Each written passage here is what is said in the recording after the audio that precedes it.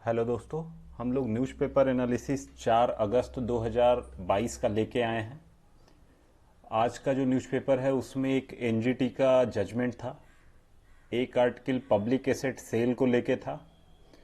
उसके अगला एक डेमोग्राफिक डिविडेंड को लेके कुछ आंकड़े दिए गए थे, कुछ फैक्ट दिए गए थे, उसको हम लोग कैसे यूज कर सकते हैं वो देखेंगे। डाटा जेम्स में आज हम लोग जो ट्रेड डेफिसिट है इंडिया का, उसके रिगार्डिंग जो डाटा है वो देखेंगे और एक क्वेश्चन देखेंगे जो कि आपको अटेम्प्ट करना है। तो आज का सेशन शुरू करने से पहले हम लोग एक बात शेयर करना चाहेंगे। हमारे चैनल के लिए खुशी की बात है कि मेरा चयन बीपीएससी जो 66th है उसमें डीएसपी पद के लिए किया गया है। मेरी रैंक 17वीं आई है, 17th। तो इससे होगा ये कि आपको भी विश्वास जगेगा कि आपको जो गाइडेंस प्रोवाइड किया जा रहा है वो एक अनुभवी आदमी के द्वारा दिया जा रहा है, और इससे आप मैक्सिमम कितना फ़ायदा उठा सकते हैं ये आप पे निर्भर करेगा। ये totally free of cost initiative है। आप इससे मैक्सिमम जितना फ़ायदा उठा सकते हैं उठाएं, ज़्यादा लोगों तक इस वीडियो को पहुंचाएं ताकि ज़्यादा लोग जुड़ें, ज़्यादा लोग बेनिफिट हों। तो उससे हम लोग को भी अंदर से एक मोटिवेशन होता है काम करने के लिए। तो ये हमारे लिए काफ़ी इनकरेजिंग होता है। तो आप लोग इस डायरेक्शन में भी थोड़ा हमारा सहयोग करें। खैर, हम लोग चलते हैं, शुरू करते हैं अपना जो पहला आज का आर्टिकल है उसके ऊपर।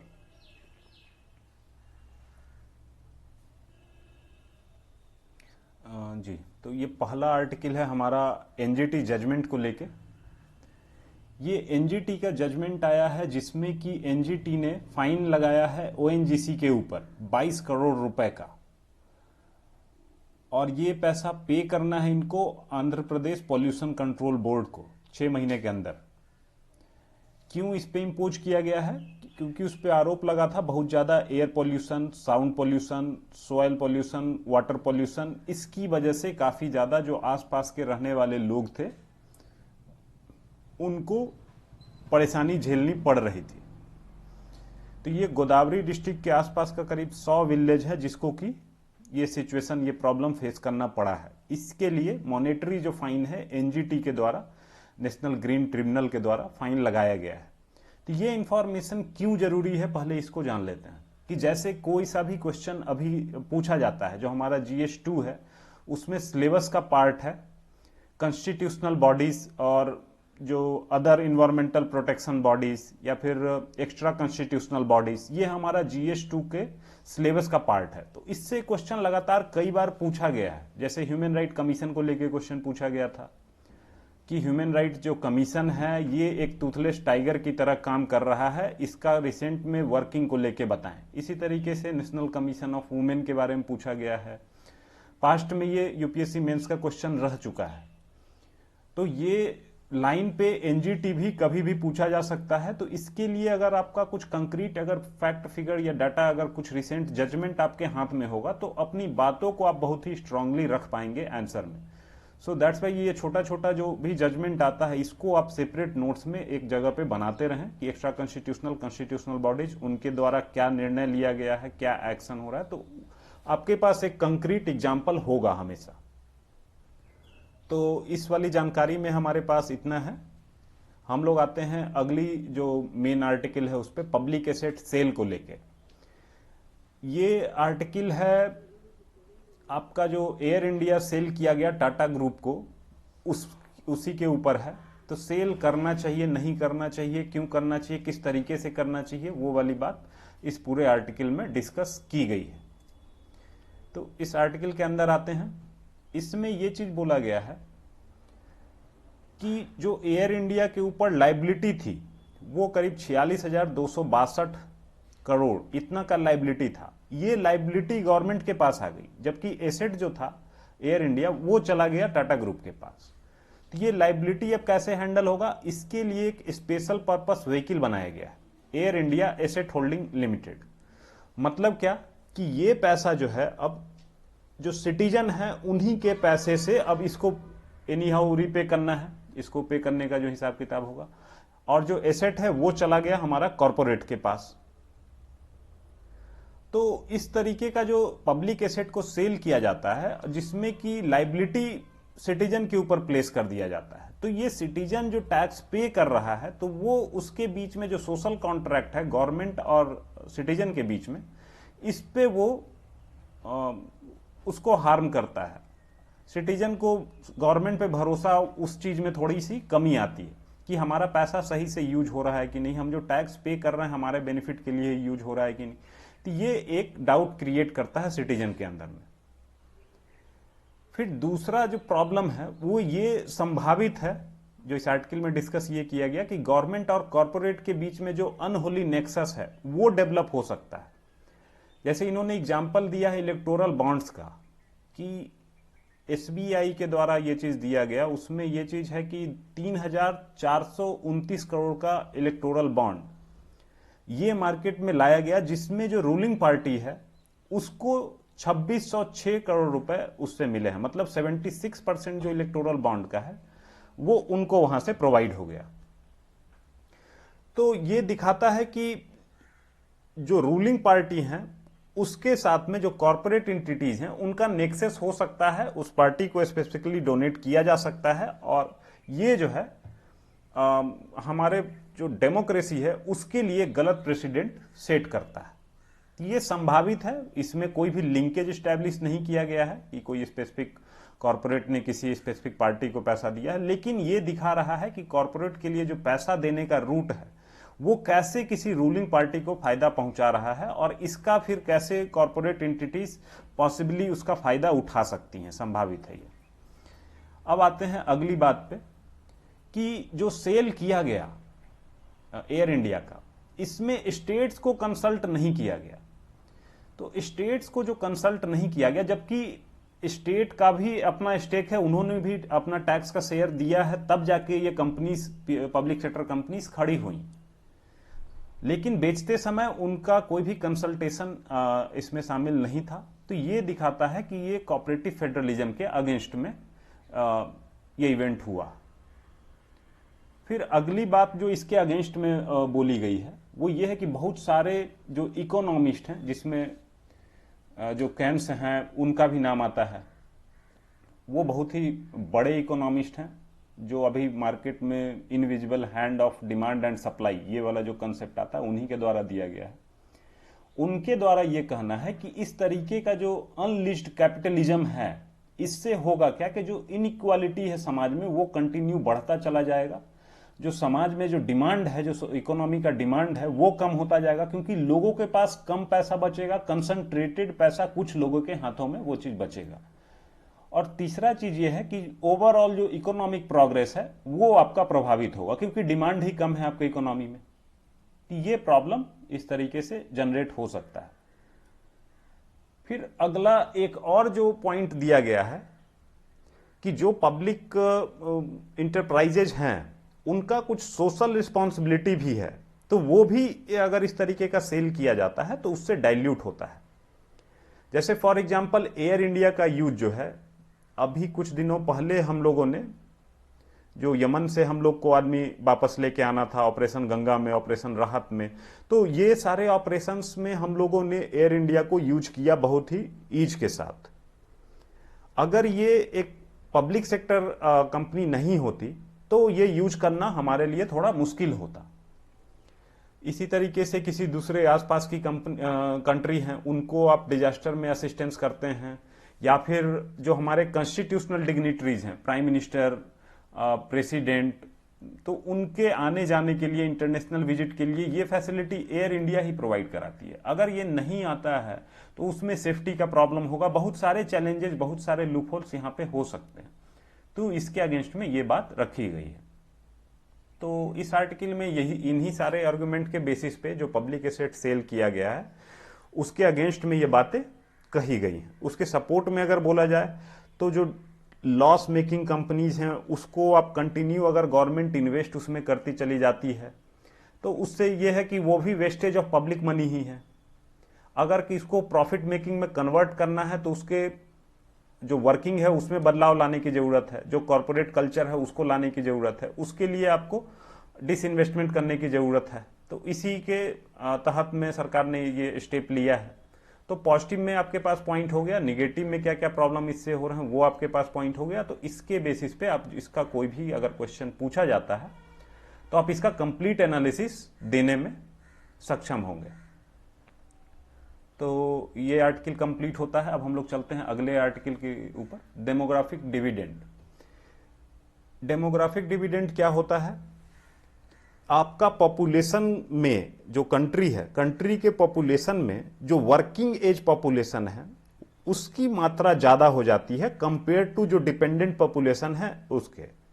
तो इससे क्या फायदा होता है कि जो काम करने वाले हाथ हैं वो इकोनॉमी में ज्यादा हैं और उन पे जीवित रहने वाले वो कम हैं। तो इससे होगा क्या कि आपका इकोनॉमी ज्यादा ग्रो करेगा। ये आपके टोटल इकोनॉमी के लिए, टोटल कंट्री के प्रोग्रेस के लिए बहुत ही एक गोल्डन पीरियड के तौर पे आता है। इसी वजह से इसको डिविडेंड के तौर पे बोला जाता है, लाभांश हिंदी में अगर बोला जाए तो इस पे ये जो आर्टिकल लिखा गया है इसमें आते हैं कि अभी कुछ दिन पहले ही यूएन का रिपोर्ट आया था, वर्ल्ड पॉपुलेशन प्रोस्पेक्ट्स 2022। इसके हिसाब से क्या है कि हम लोग चाइना को सरपास करने वाले हैं 2023 में ही। मतलब हमारे पास जो डेमोग्राफिक डिविडेंड है उसका पीरियड हम लोग का शुरू होने वाला है। और ये जो पीरियड शुरू होगा इंडिया में, ये लगभग 30 सालों तक डेमोग्राफिक डिविडेंड का पीरियड चलेगा।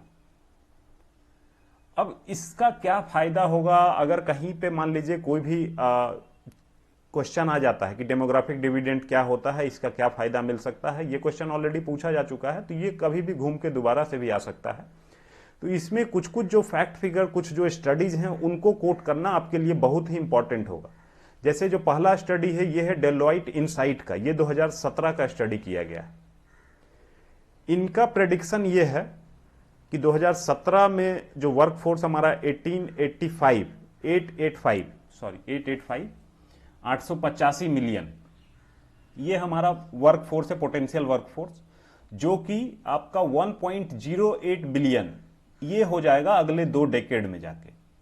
तो इस डाटा को आप लोग कोट कर सकते हैं। और दूसरा एक और जो चीज है कि कैसे हमारा डेमोग्राफिक डिविडेंड ज्यादा लंबे टाइम तक खींचेगा, उसके रिलेटेड भी ये डाटा ये बोलता है कि ये जो 1 बिलियन आदमी हमारा वर्क फोर्स के तौर पे लगभग 50 सालों तक कंटिन्यू रहने वाला है।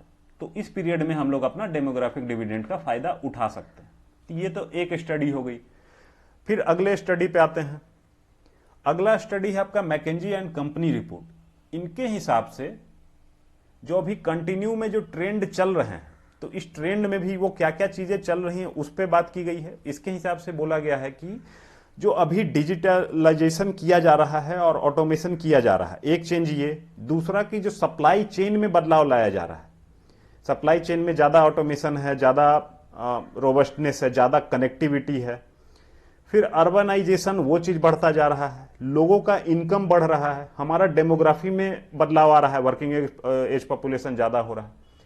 तो ये जो सिचुएशन आने जा रहा है, इसकी वजह से 2030 में इंडिया एक्सपेक्ट कर रहा है कि 2.5 ट्रिलियन, इसका इकोनॉमिक वैल्यू में अगर कन्वर्ट किया जाए तो ये 2.5 ट्रिलियन डॉलर, ये इकोनॉमिक वैल्यू है इसका, टोटल जो क्रिएशन होगा।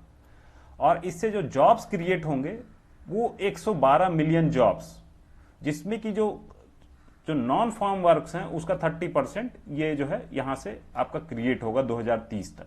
तो ये भी डाटा कोट किया जा सकता है। तो किन्हीं एक डाटा को आप स्ट्रांगली याद कर लें, उसी को आप डेमोग्राफिक डिविडेंड का कोई भी क्वेश्चन आता है अगर, तो आप वहां पे उसको यूज करें। एक और जो डाटा दिया गया है वो दिया गया है द इकोनॉमिस्ट के द्वारा। इनके हिसाब से ये 4 सजेशन के तौर पे ऑफर करते हैं। ये 4 सजेशन आप डायरेक्टली लिख सकते हैं कि as per the Economist 4 pillars supporting growth of India. तो इसमें जो पहला पॉइंट दिया गया है कि इंडिया को as a single national market के तौर पे फोर्ज किया जाना, अगर ये किया जाता है तो ये बहुत ही अच्छा हमारे टोटल ग्रोथ के लिए होगा। ये हम लोग को दिख भी रहा है, जैसे जीएसटी लाया गया, 1 नेशन 1 टैक्स की दिशा में हम लोग बढ़े हैं। फिर अगला जो कदम है एग्रीकल्चर मार्केट को यूनिफाई करने के लिए ये चीज किया गया। तो ये बिल्कुल एक सिंगल नेशनल मार्केट की दिशा में हम लोग धीरे धीरे बढ़ रहे हैं, जो कि हमारे ग्रोथ को और भी ज्यादा बढ़ाएगा। दूसरा जो ग्रोथ का पिलर होगा वो ये होगा कि जो इंडस्ट्रीज हैं वो शिफ्ट करें रिन्यूएबल एनर्जी की ओर, और जो दुनिया का सप्लाई चेन चाइना से दूर हटके दूसरे डेवलपिंग मार्केट की ओर बढ़ रहा है, तो उसका भी हम लोग, जो हमारी इंडस्ट्री है, उसका फायदा उठा सकें। तीसरा जो चीज हमारे पास एडवांटेज में है वो ये है कि हमारा आईटी सेक्टर में कंटिन्यू डोमिनेंस रहा है। लगातार हम लोग 1990s से जो आईटी सेक्टर है उसमें हम लोग कंटिन्यू चलते आ रहे हैं। फिर जो चौथा यहां पे पिलर के तौर पे काम कर सकता है वो है high tech safety welfare net. जो समाज के द्वारा सोशल सिक्योरिटी दी जाती है, उस सोशल सिक्योरिटी में हम लोग टेक्नोलॉजी यूज करते हुए बेटर टारगेटिंग के साथ में उस चीज को इन्फोर्स करें। जैसे हम लोग जैम ट्रिनिटी का बात कर रहे थे, जनधन, आधार और मोबाइल, इन तीनों को मिला करके जो सेफ्टी वेलफेयर है उसमें इसको अप्लाई किया जाए, ताकि बेहतर तरीके से लोगों का आइडेंटिफिकेशन हो, उन तक जो सरकारी सुविधाएं हैं, जो सरकारी वेलफेयर मेजर्स लिए जा रहे हैं, उन तक प्रॉपर तरीके से पहुंचे वो चीज। तो ये 4 पिलर यहाँ पे इनका सजेशन, इकोनॉमिस्ट का सजेशन ये है। तो इस सजेशन को हम लोग, अगर कोई भी क्वेश्चन आता है कि डेमोग्राफिक डिविडेंड को आप कैसे रीप करेंगे, क्या फायदा है हमारे पास, इनिशियल एडवांटेज क्या है और आगे कैसे इसको लेके जा सकते हैं, तो वहां पे एज ए सजेशन इकोनॉमिस्ट को कोट करते हुए हम लोग इसको लिख सकते हैं। इसी आर्टिकल में कंपेयर किया गया चाइना के साथ में कि चाइना भी इसी तरीके से आगे बढ़ा है, तो इंडिया का कैसे बेहतर सिचुएशन में रहेगा। वो कंपैरिजन में पहला पॉइंट ये है कि इंडिया जो है चाइना की तरह क्लोज्ड सोसाइटी नहीं है, ये एक ओपन सोसाइटी है। लोगों को बोलने की आजादी है, जो उनको कहना चाहते हैं, उनका इनोवेशन है, वो सब कुछ वो कर सकते हैं। कोई रूल स्पेसिफिकली इंपोज नहीं किया जाता है, तो ये सारा एडिशनल एडवांटेज इंडिया के पास है। फिर दूसरा, जिस समय पे चाइना आगे बढ़ रहा था और जिस कंडीशन में चाइना था, हम लोग अभी उस कंडीशन से बेहतर कंडीशन में हैं, और बेहतर कंडीशन में इस सेंस में कि हम लोग अपने डेमोग्राफिक डिविडेंड को ज्यादा बेहतर तरीके से रिप कर सकते हैं, ज्यादा फायदा उसका उठा सकते हैं। फिर एक सिस्टम है चाइना का हुकाऊ सिस्टम। इस सिस्टम में क्या होता है कि मान लीजिए कोई आदमी अगर रूरल एरिया में पैदा हो गया है, तो उसको वहीं पे कंटिन्यू जबरदस्ती रखा जाता है, उसको माइग्रेशन की अपॉर्चुनिटीज नहीं दी जाती है। तो इससे हो क्या रहा है कि जो अर्बन माइग्रेशन है इसको रिस्ट्रिक्ट तो कर ही देता है, तो ये रिस्ट्रिक्शन फाइनली लीड करता है कि जो रूरल अर्बन डिवाइड है वो बहुत ही बढ़ता चला जा रहा है। बहुत सारे जो स्ट्रेटेजिस्ट हैं ग्लोबली, वो लोग इसको चाइना के टूटने तक का कारण बता रहे हैं कि अगर भविष्य में ऐसा कुछ होता है तो ये एक बड़ा रिफ्ट का कारण बन सकता है, हुकाऊ सिस्टम, जो इंडिया में नहीं है। हमारे यहाँ पे माइग्रेशन बहुत इजीली लोग आते जाते हैं, कोई इसमें प्रॉब्लम वाली कोई भी बात नहीं होती है। ऑल ओवर इंडिया बिल्कुल फ्रीडम है, फ्रीडम ऑफ जो आपका कॉन्स्टिट्यूशन में दिया गया है, फ्रीडम ऑफ प्रोफेशन का, आप कोई भी प्रोफेशन चूज कर सकते हैं, कहीं पे भी रह सकते हैं, कहीं पे भी कोई भी काम कर सकते हैं। तो ये हम लोगों को कॉन्स्टिट्यूशन के द्वारा चीज प्रोवाइड की गई, तो ये रेस्ट्रिक्शन हमारे यहाँ पे नहीं है। तो ये एक बड़ा फैक्टर है जिसकी वजह से India is better placed to maximize the benefit coming out of demographic dividend। इसके नेक्स्ट पे हम लोग इस आर्टिकल में खत्म हो गई बात। अब हम लोग आ जाते हैं डाटा जेम्स को लेके। तो डाटा जेम्स में आज हमारा आंकड़ा है ट्रेड डेफिसिट को लेके। ट्रेड डेफिसिट होता क्या है, पहले इसको समझ लेते हैं हम लोग। ट्रेड डेफिसिट ये है कि जो हमारा दुनिया से व्यापार हो रहा है, जो भी सामान हम लोग खरीद रहे हैं और जो भी सामान हम लोग दुनिया को बेच रहे हैं, तो जो खरीद रहे हैं उसमें ज्यादातर जो क्रूड ऑयल है और ये सारे आइटम्स हमारा ज्यादा हम लोग परचेज करते हैं। इलेक्ट्रॉनिक्स आइटम्स हो गया, तो ये बहुत सारे जो मेजर हमारा इंपोर्ट है वो ये चीज है। अब एक्सपोर्ट की बात करें, जो हम लोग दुनिया को बेचते हैं, तो इसमें फार्मास्यूटिकल प्रोडक्ट्स इसका बहुत ही बड़ा है, आईटी सर्विसेज ये हम लोग बेचते हैं।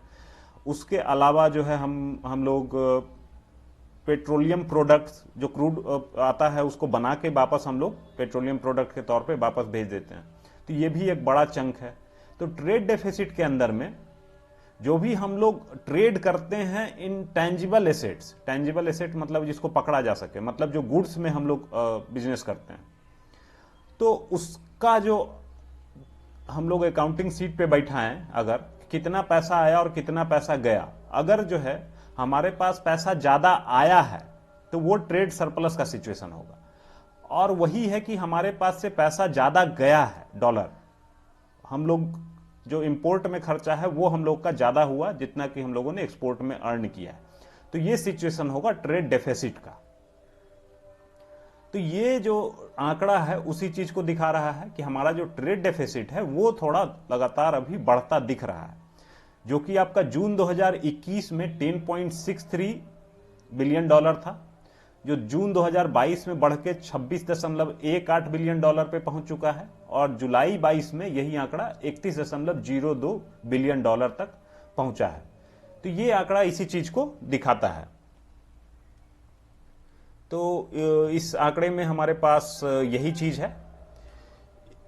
इसके आगे जो है इसको आप यूज कैसे करेंगे, कोई भी अगर आपका फॉरेन एक्सचेंज या इस तरीके का फॉरेक्स रिजर्व का प्रॉब्लम होगा, या फिर बिजनेस में हमारा कैसे ग्लोबल मार्केट से लिंकेज है, तो वहां पे इस डाटा को हम लोग यूज कर सकते हैं, उस टाइप का कोई भी क्वेश्चन होगा तो ये हो गया डाटा। अब इसके आगे आ जाते हैं हम लोग क्वेश्चन ऑफ द डे पे।